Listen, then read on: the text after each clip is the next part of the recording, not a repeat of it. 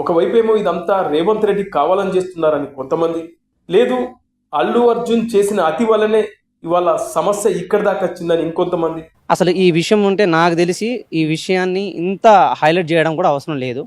దీనికంటే ఇంకా చాలా అసెంబ్లీలో ప్రస్తావించాల్సిన విషయాలు ఇంకా చాలా ఉన్నాయి. కానీ అలాంటి వదిలేసి ఓన్లీ దీన్నే హైప్ చేయడం అనేది మంచిది కాదు. ఎందుకంటే గవర్నమెంట్ కూడా తప్పు ఉంది. గురుకుల పాఠశాలలో ఒక విద్యార్థిని చనిపోతే ఎందుకు అసెంబ్లీలో చర్చించడం లేదు? గురుకుల ఇంకా వేరే దగ్గర కూడా చాలా పాఠశాలలో చాలా సమస్యలు ఉన్నాయి, అవి ఎందుకు చర్చించడం లేదు? అల్లు అర్జున్ చేసింది రైట్ అని నేను 100% చెప్పట్లే. ఆయన చేసింది 100-200% తప్పే. దాంట్లో నేను మేము సమర్థించడం.